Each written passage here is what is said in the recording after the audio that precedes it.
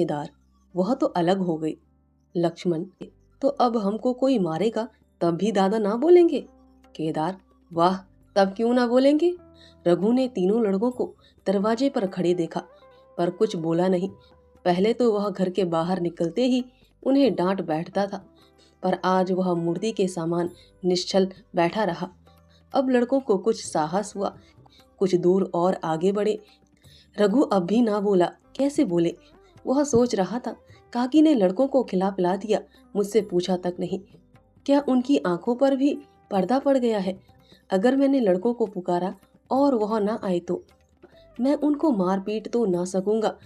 लू में सब मारे मारे फिरेंगे, कहीं बीमार न पड़ जाए। उनका दिल महसूस कर रह जाता था, लेकिन मुंह से कुछ न कह सकता था। लड़कों ने देखा कि यह बिल्कुल नहीं बोलते, तो निर्भय होकर चल पड़े। सहसा मुलिया ने आकर कहा, अब तो उठोगे कि अब भी नहीं? जिनके नाम पर फाका कर रहे हो, उन्होंने मजे से लड़कों को खिलाया और आप खाया, अब आराम से सो रही हैं।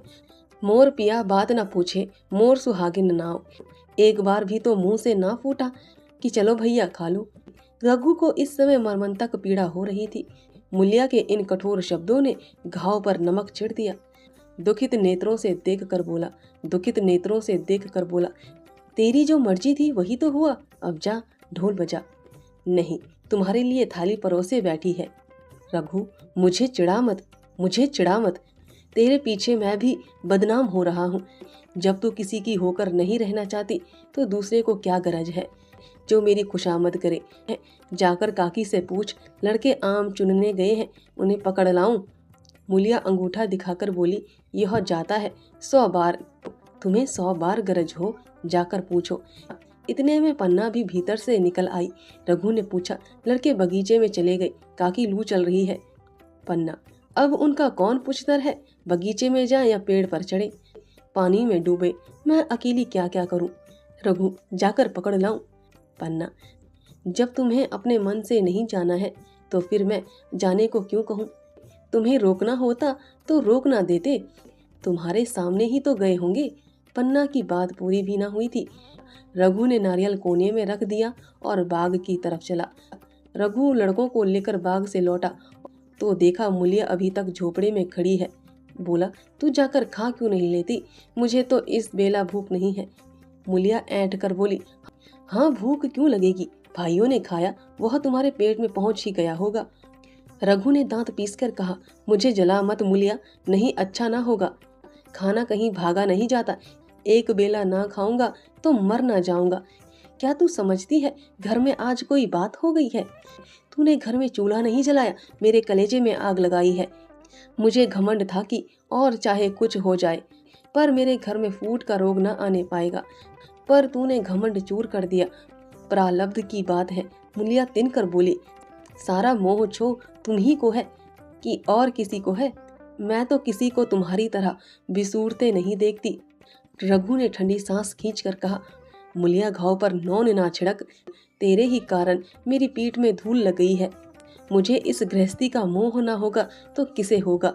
मैंने ही तो इसे मरमर जोड़ा, जिनको गोद में खिलाया वही अब मेरे पट्टीदार होंगे।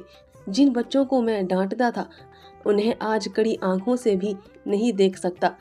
मैं उनके भले के लिए भी कोई बात करूं तो दुनिया यही कहेगी कि यह अपने भाइयों को लूटे लेता है। जा मुझे छोड़ दे, अभी मुझसे कुछ खाया ना जाएगा। मुलिया, मैं कसम रखा दूंगी, नहीं चुपके से चले चलो। रघु, देख अब भी कुछ नहीं बिगड़ा है, अपना हट छोड़ दे। मुलिया, हमारा ही लहू पिए जो खाने ना उठे। रघु ने कानों पर हाथ रखकर कहा, यह तूने क्या किया मुलिया? मैं तो उठ ही रहा था, चल खा लूं। नहाने धोने कौन जाए, लेकिन इतना कह देता हूँ कि चाहे 4 की जगह 6 रोटियां खा जाऊं, चाहे तू मुझे घी के मटके ही में डुबा दे, पर यह दाग मेरे दिल से ना मिटेगा।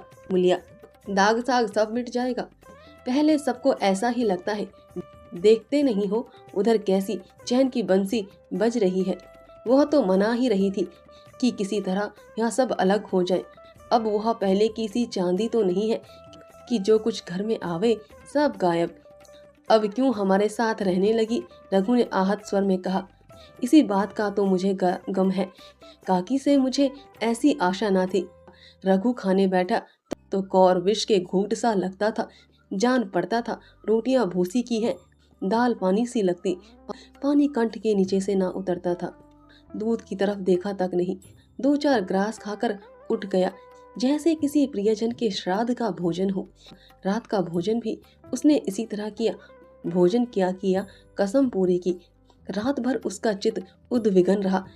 एक अज्ञात शंका उसके मन पर छाई हुई थी, जैसे भोला महतो द्वार पर बैठा रो रहा हो।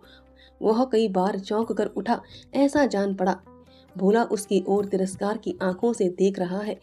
वह दोनों जुन भोजन करता था, पर जैसे शत्रु के घर। भोला की शोक मगन आंखों से न उतरती थी। रात को उसे नींद न आती। वह गांव में निकलता तो इस तरह मुंह चुराए, सिर झुकाए, मानो गौ हत्या की हो। 5 साल गुजर गए। रघु अब 2 लड़कों का बाप था। आंगन में दीवार खिंच गई थी, खेतों में मेंढे डाल दी गई थी और बैल बच्चियां बांध लिए गए थे। केदार की उम्र अब 19 हो गई थी। उसने पढ़ना छोड़ दिया था और खेती का काम करता था। खुन्नु गाय चराता था। केवल लक्ष्मण अब तक मदरसे जाता था। पन्ना और मुलिया दोनों एक दूसरे की सूरत से जलती थी। मुलिया के दोनों लड़के बहुधा पन्ना ही के पास रहते। वही उन्हें उपटन मलती, वही काजल लगाती, वही गोद में लिए फिरती। मगर मुलिया के मुंह से अनुग्रह का एक शब्द भी ना निकला। ना पन्ना ही इसकी इच्छुक थी। वह जो कुछ करती निर्व्याज्य भाव से करती थी। उसके 2 लड़के अब कमाऊ हो गए थे।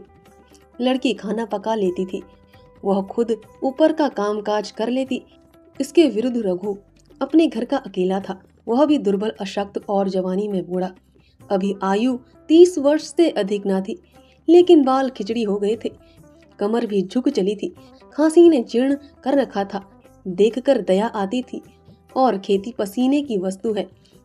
खेती की जैसी सेवा होनी चाहिए वह उनसे ना हो पाती। फिर अच्छी फसल कहाँ से आती। कुछ ऋण भी हो गया था, वह चिंता और भी मारे डालती थी। चाहिए तो यह था कि अब उसे कुछ आराम मिलता। इतने दिनों के निरंतर परिश्रम के बाद सिर का बोझ कुछ हल्का होता। लेकिन मुलिया की स्वार्थपरता और अदूरदर्शिता ने लहराती हुई खेती उजाड़ दी। अगर सब एक साथ रहते तो वह अब तक पेंशन पा जाता। मजे से द्वार पर बैठा हुआ नारियल पीता। भाई काम करते, वह सलाह देता। महतो बना फिरता, कहीं किसी के झगड़े चुकाता, कहीं साधु संत की सेवा करता। वह अवसर हाथ से निकल गया। अब तो चिंता भार दिन दिन बढ़ता जाता था। आखिर उसे धीमा धीमा ज्वार रहने लगा। हृदय शूल चिंता, कड़ा परिश्रम और अभाव का यही पुकार है। पहले कुछ परवाह न की, समझा आप ही अच्छा हो जाएगा। मगर कमजोरी बढ़ने लगी तो दवा की फिक्र हुई। जिसने जो बता दिया खा लिया। डॉक्टरों और वैद्यों के पास जाने की सामर्थ्य कहाँ, और सामर्थ्य भी होती तो रुपए खर्च कर देने के सिवा और नतीजा ही क्या था। जीर्ण ज्वार की औषधि आराम और पुष्टिकारक भोजन है। न वह वसंत मालती का सेवन कर सकता था और न आराम से बैठकर बलवर्धक भोजन कर सकता था। कमजोरी बढ़ती ही गई। पन्ना को अवसर मिलता तो वह आकर उसे तसल्ली देती, लेकिन उसके लड़के अब रघु से बात भी न करते थे। दवा दारू तो क्या करते, उसका और मजाक उड़ाते। भैया समझते थे कि हम लोगों से अलग होकर सोने की ईंट रख लेंगे। भाभी भी समझती थी, सोने से लद जाऊंगी। अब देखें कौन पूछता है। सिसक सिसक कर ना मरे तो कह देना। बहुत हाय हाय भी अच्छी नहीं होती। आदमी उतना काम करे जितना हो सके, यह नहीं कि रुपये के लिए जान दे दे। पन्ना कहती, रघु बेचारी का कौन दोष है। केदार कहता, चल मैं खूब समझता हूँ। भैया की जगह मैं होता तो डंडे से बात करता। मजाक थी कि औरत यूं जिद करती। यह सब भैया की चाल थी, सब सधी बधी बात थी। आखिर एक दिन रघु का टिमटिमाता हुआ जीवन दीपक बुझ गया। मौत ने सारी चिंताओं का अंत कर दिया। अंत समय उसने केदार को बुलाया था, पर केदार को ऊख में पानी देना था। डरा कहीं दवा के लिए ना भेज दे। बहाना बना दिया। मुलिया का जीवन अंधकारमय हो गया। जिस भूमि पर उसने मंसूबों की दीवार खड़ी की थी वह नीचे से खिसक गई थी। जिस खूंटे के बल पर वह उछल रही थी वह उखड़ गया था। गांव वालों ने कहना शुरू किया, ईश्वर ने कैसा तत्काल दंड दिया। बेचारी मारे लाज के अपने दोनों बच्चों को लिए रोया करती। गांव में किसी को मुंह दिखाने का साहस ना होता। प्रत्येक प्राणी उससे यह कहता हुआ मालूम होता था। मारे घमंड के धरती पर पांव न रखती थी। आखिर सजा मिल गई कि नहीं? अब इस घर में कैसे निर्वाह होगा? वह किसके सहारे रहेगी? किसके बल पर खेती होगी? बेचारा रघु बीमार था, दुर्बल था, पर जब तक जीता रहा अपना काम करता रहा। मारे कमजोरी के कभी कभी सिर पकड़कर बैठ जाता और जरा दम लेकर फिर हाथ चलाने लगता था। तहस नहस हो रही थी, उसे कौन संभालेगा? अनाज की डांठें खलिहान में पड़ी थी, ऊख अलग सूख रही थी। वह अकेली क्या क्या करेगी? फिर सिंचाई अकेले आदमी का तो काम नहीं, 3-3 मजदूरों को कहाँ से लाई? गांव में मजदूर थे ही कितने। आदमियों के लिए खींचातानी हो रही थी। क्या करे क्या ना करे। इस तरह 13 दिन बीत गए। क्रियाक्रम से छुट्टी मिली। दूसरे ही दिन सवेरे मुलिया ने दोनों बालकों को गोद में उठाया और अनाज मांडने चली। खलिहान में पहुंचकर उसने एक को तो पेड़ के नीचे घास में नरम बिस्तर पर सुला दिया और दूसरे को वहीं बैठाकर अनाज मांडने लगी। बैलों को हाँकती थी और रोती थी। क्या इसलिए भगवान ने उसको जन्म दिया था? देखते देखते क्या से क्या हो गया। इन्हीं दिनों पिछले साल भी अनाज मांडा गया था। वह रघु के लिए लोटे में शरबत और मटर की गुग्गी लेकर आई थी। आज कोई उसके आगे है न पीछे, लेकिन किसी की लौंडी तो नहीं हूँ। उसे अलग होने का अब भी पछतावा न था। एक छोटे बच्चे का रोना सुनकर उसने उधर ताका तो बड़ा लड़का उसे चूमकार कर कह रहा था, भैया चुप रहो चुप रहो। धीरे धीरे उसके मुंह पर हाथ फेरता था और चुप कराने के लिए विकल था। जब बच्चा किसी तरह चुप ना हुआ तो वह खुद उसके पास लेट गया और उसे छाती से लगाकर प्यार करने लगा। मगर यह प्रयत्न भी सफल ना हुआ तो वह रोने लगा। उसी समय पन्ना दौड़ी आई और छोटे बालक को गोद में उठाकर प्यार करती हुई बोली, लड़कों को मुझे क्यों ना दे आई बहू? हाय हाय, बेचारा धरती पर लौट रहा है। जब मैं मर जाऊं तो जो चाहे करना, अभी तो जीती हूँ। अलग हो जाने से बच्चे तो नहीं अलग हो गए। मुलिया ने कहा, तुम्हें भी तो छुट्टी नहीं थी अम्मा, क्या करती? पन्ना, तो तुझे यहाँ आने की ऐसी क्या जल्दी थी? ढांठ मांड ना जाती? 3-3 लड़के तो हैं और किसी दिन काम आवेंगे। केदार तो कल ही मांडने को कह रहा था, पर मैंने कहा पहले ऊख में पानी दे, लो फिर आज मांडना। मंडाई तो 10 दिन बाद भी हो सकती है। ऊख की सिंचाई ना हुई तो सूख जाएगी। कल से पानी चढ़ा हुआ है, परसों तक खेत पुर जाएगा, तब मंडाई हो जाएगी। तुझे विश्वास न आएगा, जब से भैया मरे हैं केदार को बड़ी चिंता हो गई है। दिन में 100 बार पूछता है, भाभी बहुत रोती तो नहीं है? देख लड़के भूखे तो नहीं है? कोई लड़का रोता है तो दौड़ आता है, देख अम्मा क्या हुआ, बच्चा क्यों रोता है? कल रो कर बोला, अम्मा मैं जानता कि भैया इतनी जल्दी चले जाएंगे तो उनकी कुछ सेवा कर लेता। कहाँ जगह जगह उठता था, अब देखती हो पहर रात से उठकर काम में लग जाता है। खुन्नू कल जरा सा बोला, पहले हम अपनी ऊख में पानी दे लेंगे, तब भैया की ऊख में देंगे। इस पर केदार ने ऐसा डांटा कि खुन्नू के मुंह से फिर बात ना निकली। बोला, कैसी तुम्हारी और कैसी हमारी ऊख। भैया ने जियाया ना लिया होता तो आज या तो मर गए होते या कहीं भीख मांगते होते। आज तुम बड़े ऊख वाले बने हो। यह उन्हीं का पुनः प्रताप है कि आज भले आदमी बने बैठे हो। परसों रोटी खाने को बुलाने गई तो मंडैया में बैठा रो रहा था। पूछा, क्यों रोता है? तो बोला, अम्मा भैया इसी अलग योज के दुख से मर गए। नहीं अभी उनकी उम्र ही क्या थी, यह उस वक्त ना सूझा। नहीं उनसे क्यों बिगाड़ करते। यह कहकर पन्ना ने मुलिया की ओर संकेतपूर्ण दृष्टि से देखकर कहा, तुम्हें वह अलग ना रहने देगा बहू। कहता है भैया हमारे लिए मर गए तो हम भी उनके बाल बच्चों के लिए मर जाएंगे। मुलिया की आंखों से आंसू जारी थे। पन्ना की बातों में आज सच्ची वेदना, सच्ची सांत्वना, सच्ची चिंता भरी हुई थी। मुलिया का मन कभी उसकी ओर इतना आकर्षित ना हुआ था, जिनसे उसे व्यंग्य और प्रतिकार का भय था। वे इतने दयालु, इतने शुभेच्छु हो गए थे। आज पहली बार उसे अपनी स्वार्थ परता पर लज्जा आई। पहली बार आत्मा ने अलग योजे पर धिक्कारा। इस घटना को हुए 5 साल गुजर गए। पन्ना आज बूढ़ी हो गई है। केदार घर का मालिक है, मूलिया घर की मालकिन है। खुन्नू और लक्ष्मण के विवाह हो चुके हैं, मगर केदार अभी तक कुंवारा है।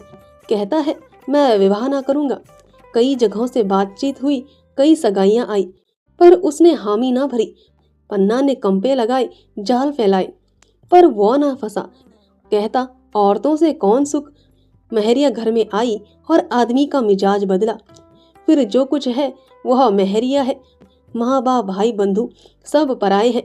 जब भैया जैसे आदमी का मिजाज बदल गया तो फिर दूसरों की क्या गिनती। 2 लड़के भगवान के दिए हैं, और क्या चाहिए। बिना ब्याह किए 2 बेटे मिल गए, इससे बढ़कर और क्या होगा। जिसे अपना समझो वो अपना है, जिसे गैर समझो वह गैर है। एक दिन पन्ना ने कहा, तेरा वंश कैसे चलेगा। केदार, मेरा वंश तो चल रहा है। दोनों लड़कों को अपना ही समझता हूँ। पन्ना, समझने ही पर है। तू तो मूलिया को भी अपनी महरिया समझता होगा। केदार ने झेंपते हुए कहा, तुम तो गाली देती हो अम्मा। पन्ना, गाली कैसी, तेरी भाभी ही तो है। केदार, मेरे जैसे लठ गंवार को वह क्यों पूछने लगी। पन्ना, तू करने को कहे तो मैं उससे पूछूं। केदार, नहीं मेरी अम्मा, कहीं रोने गाने ना लगे। पन्ना, तेरा मन हो तो मैं बातों बातों में उसके मन की था लूं। केदार, मैं नहीं जानता, जो चाहे कर। पन्ना केदार के मन की बात समझ गई। लड़के का दिल मूलिया पर आया हुआ है, पर संकोच और भय के मारे कुछ नहीं कहता। उसी दिन उसने मूलिया से कहा, क्या करूं बहू, मन की लालसा मन में ही रह जाती है। केदार का घर भी बस जाता तो मैं निश्चिंत हो जाती। मूलिया, वह तो करने को ही नहीं कहते। पन्ना, कहता है ऐसी औरत मिले जो घर में मेल से रहे तो कर लूं। मूलिया, ऐसी औरत कहाँ मिलेगी, कहीं ढूंढो। पन्ना, मैंने तो ढूंढ लिया है। मूलिया, सच, किस गांव की है। पन्ना, अभी ना बताऊंगी, मुद्दा यह जानती हूँ कि उससे केदार की सगाई हो जाए तो घर बन जाए और केदार की जिंदगी भी सफल हो जाए। न जाने लड़की मानेगी कि नहीं। मूलिया, मानेगी क्यों नहीं अम्मा, ऐसा सुंदर कमाओ सुशील वर और कहाँ मिल जाता है। उस जन्म का कोई साधु महात्मा है, नहीं तो लड़ाई झगड़े के डर से कौन बिन ब्याह रहता है। कहाँ रहती है, मैं जाकर उसे मना लाऊंगी। पन्ना, तू चाहे तो उसे मना ले, तेरे ही ऊपर है। मूलिया, अम्मा, मैं आज ही चली जाऊंगी अम्मा, उसके पैरों पकड़कर मना लाऊंगी। पन्ना, बता दूं, वह तू ही है। मूलिया लजाकर बोली, तुम तो अम्मा जी गाली देती हो। पन्ना, गाली कैसी, देवर ही तो है। मूलिया, मुझ जैसी बुढ़िया को वह क्यों पूछेंगे। पन्ना, वह तुझी पर दांत लगाए बैठा है, तेरे सिवा कोई और उसे भाती ही नहीं। डर के मारे कहता नहीं, पर उसके मन की बात मैं जानती हूँ। वैधव्य के शौक से मुरझाया हुआ मूलिया का पीत वदन कमल की भांति अरुण हो उठा। 10 वर्षों में जो कुछ खोया था वह इसी एक क्षण में मानो व्याज के साथ मिल गया। वही लावण्य, वही विकास, वही आकर्षण, वही लोज। धन्यवाद दोस्तों, आशा है आपको यह कहानी पसंद आई हो।